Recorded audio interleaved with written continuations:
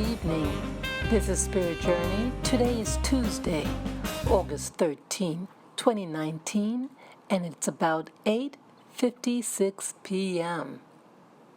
I'm sitting here in my living room, and I'm watching again for the umpteenth time the movie The Assassin's Creed. I am absolutely fascinated by this story, despite the violence. But I watch it not because of the violence. I watch it because I believe it's teaching something, teaching and explaining the whys.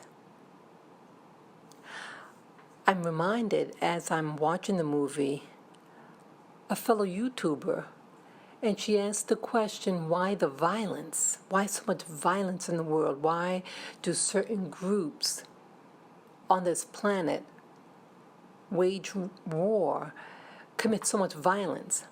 Now, in the movie The Assassin's Creed, they were saying genetics. And then I'm reminded with the movie The Assassin's Creed, see, in the beginning of the movie, it discussed about these two factions from I think the Dark Ages, as they call it. And these two factions knew about this particular artifact. They call it the apple, as in the fruit of disobedience with regard to the book of Genesis in the Bible, and how when the fruit was partaken, that it corrupted Adam and Eve. And then all the strife because of this corruption of their genetics. That's why. But this movie, The Assassin's Creed, talks about that it was discovered, this particular artifact, and it's believed to be that particular artifact from the book of Genesis, the actual apple. It looks like some type of metal device, and when it's opened, these rays of light come out. And as I'm saying this, I'm reminded that light is energy, and that we are all energy. So maybe this light readjusts our genetics, and this light, once it alters it, it makes people act a certain way. Now, these two factions, the assassins and the Knights Templar, are in opposition to each other. The assassins, they want to prevent this artifact to be found by the other because they believe in free will, while the other group, the Templars, they want to control human behavior to not do what it's doing. But in essence, they're both about the same thing. They say that they're about difference. They're the same coin, but two sides of that same coin. And they both use physical violence to get their way. So it doesn't matter about the killing. One says, hey, free will for everyone. The other one saying, no, we don't want free will. We want to control human behavior, and we're willing to kill to get it. As I'm watching on the monitor in front of me, that I see that they have a shield, and on the shield it's a red cross. Now, isn't the cross the symbol for Christianity? So I'm thinking about the Christ and how the promise that the Christ, Jesus, is supposed to come back. And when you accept Jesus the Christ, that somehow you are able to go to what they call heaven. You get raptured to heaven and avoid death or something, or if you're already dead, as to say, in Jesus Christ, and on that day you get resurrected and have this eternal life. So how is that done? So it's like, again, some type of marker that's done upon people. This marker that if you choose one side, and how they have access to everybody, but somehow it's a marker that's going to be placed on people, and whoever who professes Jesus the Christ will be marked, and when that time comes to be raised, versus those people who do not. So what is it? And what is this fight really about? That I'm thinking about also in Genesis chapter 6, verse 6, about the daughters of man and the sons of God. This is also a big clue about this whole movie, about genetics. That there was a genetic alteration, and this sleeping with the sons of God onto the daughters of Adam. There was a genetic manipulation. So again, Adam and Eve had already taken of the fruit. And then by chapter 6, verse 6, some other life force or being interfered and tinkered with the genetics. So it's like, wow, human genetics is really important. Why would a spirit being care anything about people who are mortal, who are three-dimensional versus spirit? So it's suggesting to me that those sons of God were not spirit beings, but actual living 3D beings that could have sexual relations in order so that the offspring will be able to do the will of it.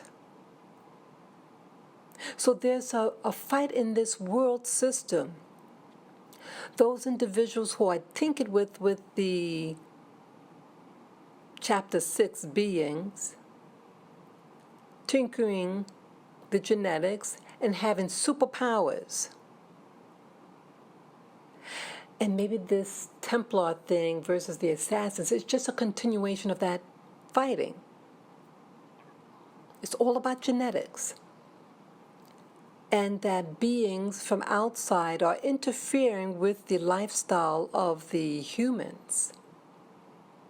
And it's generational, as in the fruit of disobedience / the apple that it's known as. It was tinkered with the first time in the garden, and then tinkered again. What makes it? How do we know that it's not happening again? The tinkering of our genetics to have us do certain things. Is this apple a real reality?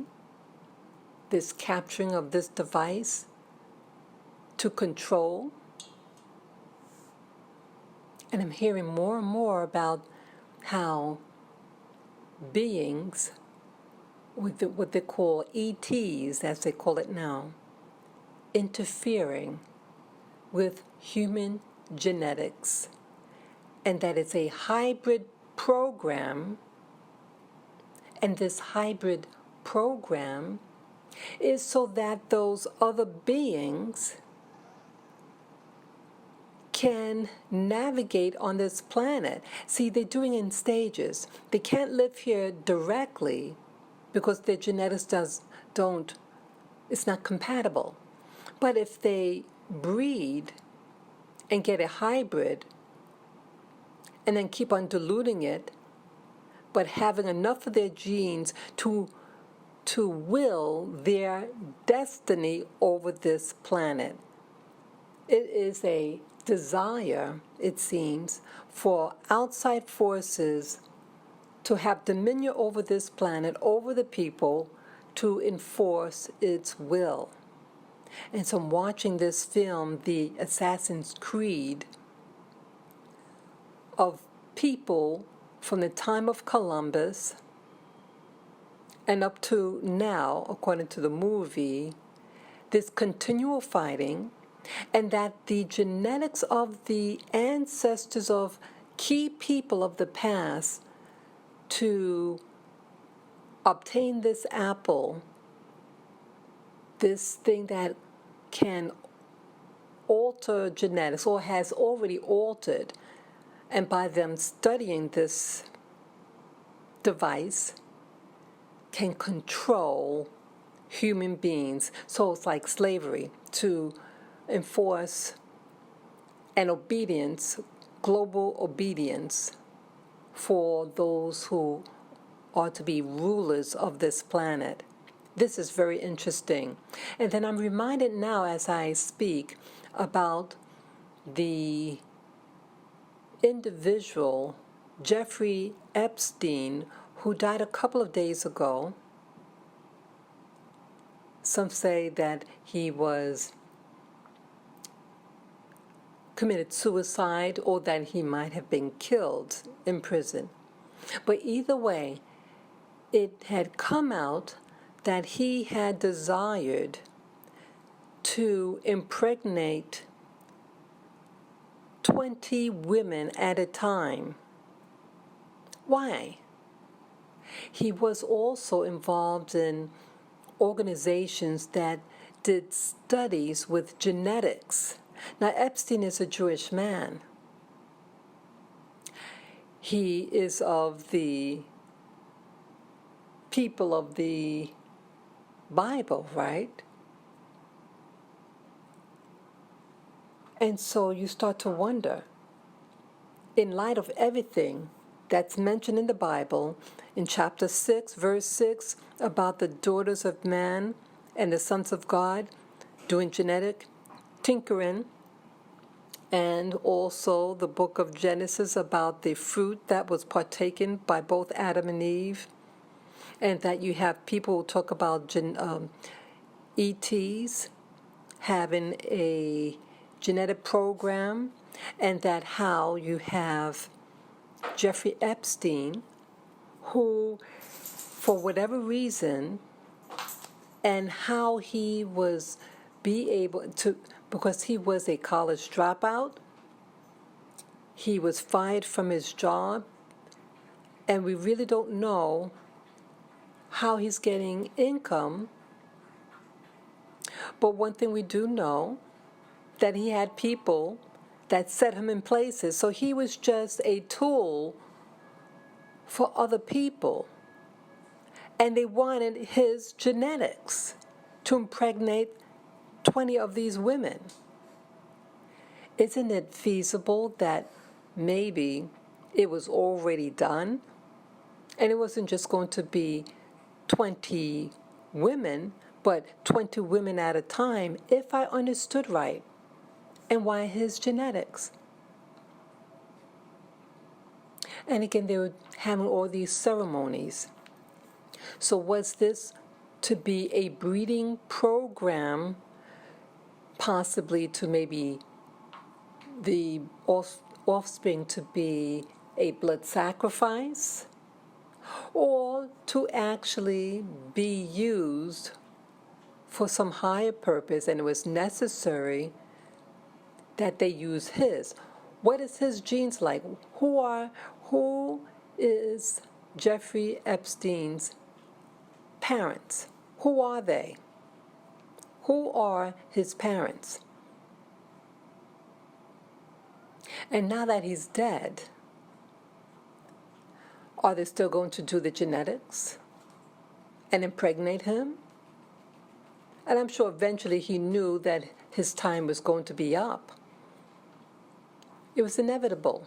He knew too much. The man who knew too much. And you know what else? See, all the people that he was involved with are top officials, prime ministers, corporate heads, all those mainstream individuals who have power over the planet as a collective. So maybe this is just a part of the continuation of control, having these people blackmailed, getting money from them to control the politics. And now also with Trump, President Trump, having what he says going to be implementing the Space Force, I believe this is somehow also tied in at this time. So you have a Space Force, you have people who claim that there are being abducted by ETs, and then you have a Jewish man who wants to impregnate 20 women at a time, and he's an older man, he's 66 years of age. Why at this time of his life? And unless there's a bigger purpose, a global purpose, and he and his genes were to control this, possibly this new dominion over this planet.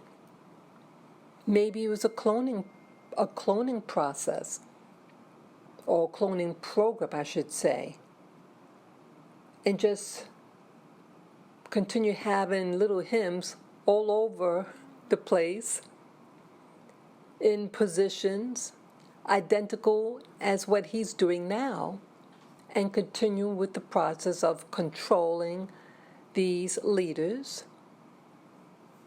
This is really interesting.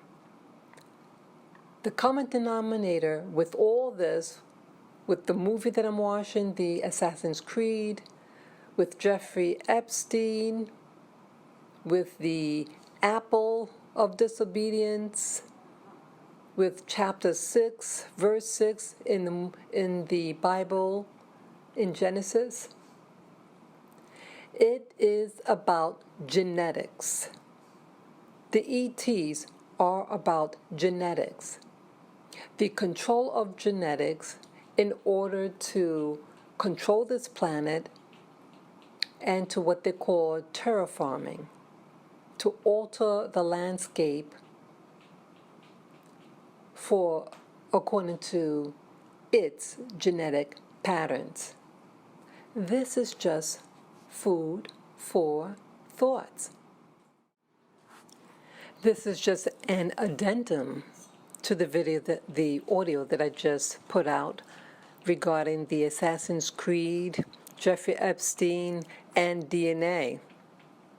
Now, everything is done with a purpose behind it. Up front, things may seem unrelated. I'm watching this movie, The Assassin's Creed, and this movie is supposed to take place in Spain. Now, what happened in Spain in 1492? But Columbus. And this movie discusses that. And he had privy to this fruit of disobedience, this apple that can influence one's genetics. Fast forward now. What is the Americas like today? A big portion of the Americas are descendants of people from Spain. And there's something that's very interesting about the colonial Spain versus colonial everyone else of the Americas. The Spaniards in particular seem to really want their genetics spread. It was imposed upon the indigenous and African population here in the Americas. Now, in contrast, like in the United States, that the people of the Europeans of the United States wanted a separation, and a very severe separation of the genetics between whites and blacks in particular, versus Spain, that had their genetics spread to the women, whether the woman was an Indian or an African. And so if you look at the population of Spanish-speaking languages in the Americas, many of them are very fair-complected, to signify the dilution of the indigenous and African population and also their identity. What are their identity in general if you speak to the people of these regions of the Americas that speak Spanish? And many of them identify with their Spanish heritage. And I think this is by design. See, I think with Spain, that just like in this movie, The Assassin's Creed, that they're thinking ahead and they're willing to sacrifice in order to implement their purpose, whatever what that purpose is. And so the Spaniards knew this, spread their genetics with these populations, the African and the Indian, so that they'll be used in the future to fight a war against its non-Spanish speaking nations in the Americas. And if you look at what's going on in the media today, you have a large influx of people from Central America and the politics behind it. And that if you prevent them from entering, then you are a racist. See, this is modern day politics. And in fusing a nation of genetics, infusing the genetics via immigration, and these possible new immigrants, since they have their genetics, the genetics of the Spaniards, and as this movie also talks about, the genetic memory. This is essential. Genetic memory is powerful and has a big influence about one's thought life, one's behavior. And if genetic memory is as strong as this movie suggests, that there will possibly be an activation of those genetic memories of these people once they enter the United States of America to enforce its will. So if that's the case, how is North America to handle this? See, the colonials of North America also wanted to implement its will. And what is that will? And how is the genetic separation, how does that help them? Because it seems on the surface to have a diversified genetics And most of them having those genetics, you have a larger potential army. Now, in North America, if it's such division of the genetics, you have more opposition. So how does this benefit North America? This is really interesting. So last, I want to talk about what I just said about the activation of genetics. So you have people like Jeffrey Epstein wanting to impregnate 20 women with his genetics, even though he's an older man. Is this to prepare for an army? This is just food for thought. Take care, guys. Bye-bye.